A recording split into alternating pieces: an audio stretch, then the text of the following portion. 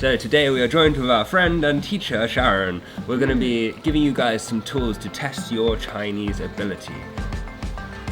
最近我在学日语，所以我真的很理解你们学汉语有多难，多 struggling 啊！然后我学着学着我就觉得，我想知道最近我的日语有没有进步，它现在水平到底是什么样的。然后我就想到学中文的学生们肯定也有这样的疑问，所以我就去网上找了一堆的网站啊，可以测试你们的中文水平，然后分享给了他们。我们选择了2个最好的网站，一个是测试你的词汇的，另外一个是针对综合来测试的。你们可以选择其中一个，也可以2个都测试。They work quite well together, so if you do them both, you'll get a really good idea of where your Chinese is at, which is super useful because once you know that, you can go out and find the perfect resources to continue your Chinese learning journey. Great. First, we're going to go test some of our friends. Yeah. And find out what their Chinese level is. Let's go. Let's do it. You can start. And like, do I say anything? The first one is super quick and it just focuses on your vocabulary. Do click yes or no. Okay, sure. Should I begin? Yeah. Do you know this word? If you say yes, it's going to give you a harder piece of vocab. If I'm not sure. If you're not sure, it should give you something easier. You are not sure or you don't know. Some I'm not sure, some I don't know. Is this simplified? This is simplified. Okay. If you could pick a number, how many pieces of vocabulary do you think you know in Chinese? I think a bit more than 1,000. 1,060. That's okay. Pretty good. How many words do you think you know, like approximately? Around 500. Your estimate level is HSK2? I think probably about my level, yeah.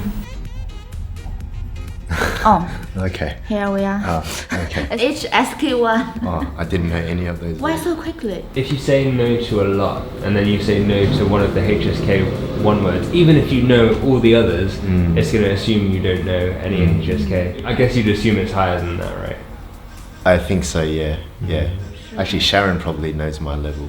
I think your level Something is like- HSK3 probably. Yeah, I don't do a lot of reading at the moment. And that's going to be a big thing that affects this Right. test as well, right? Right.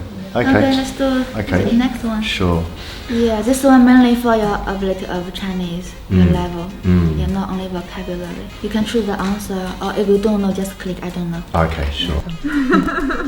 当然不可以告诉你，虽然我很想告诉你。 I'm just guessing because of the radical there. 37 out of 70. Yeah, yeah. Okay. Maybe it's right based on my textbook right now. I think some of it is just guesswork around the words I know. Okay, 32. Pretty good. Intermediate. But you think you're more like upper beginner.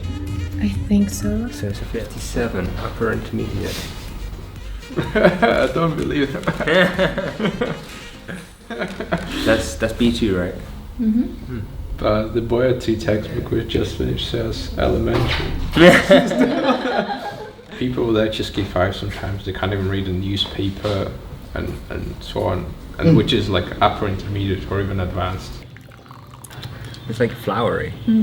This is flower. This is 茉莉花，好一朵美丽的茉莉花。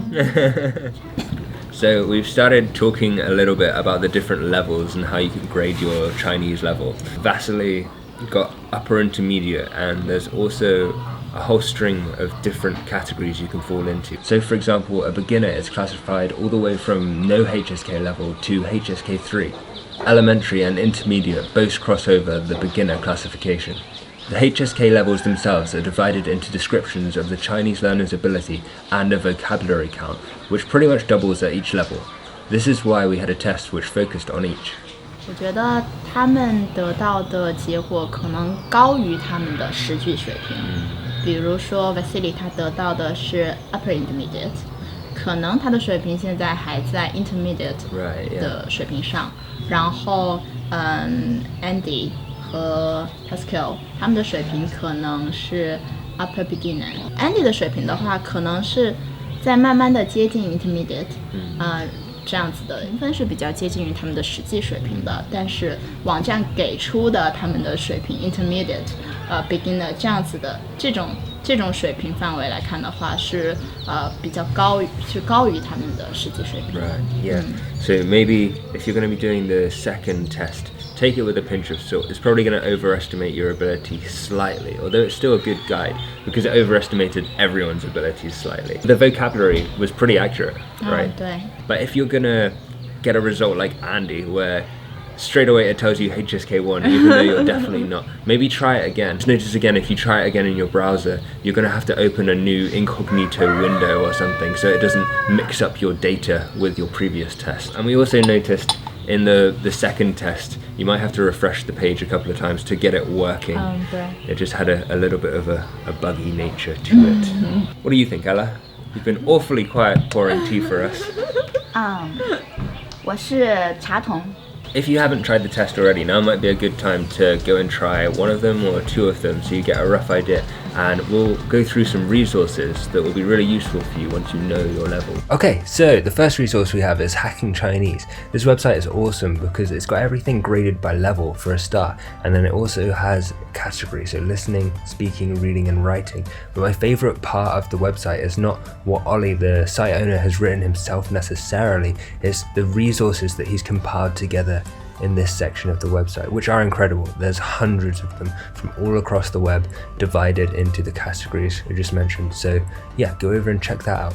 The second is Do Chinese. Do Chinese is about helping your Chinese reading ability. So you can go in, choose your level, choose a lesson, and then you can go through and read at your level, which is just incredible because it can be quite hard to find material, especially early on. So you can hover over the words and see any that you don't know. 你喜欢什么？ And you can also play it back. They have an app too, which is cool. Unless you decide to pay a subscription fee, you can only see a few of the lessons every week, the newest ones that are released. But this is still cool, it's free. Okay, and the last resource I had to share with you guys is Pop-Up Chinese. This place is great for your listening ability. They have a bunch of podcasts, so all labeled again by your Chinese ability. So you can just go in and listen to whatever it is that you fancy. Yeah, so they have a bunch of stuff on a range of different subjects. This is a really good way to listen to native speakers if you're not in China and get yourself into a kind of immersive environment.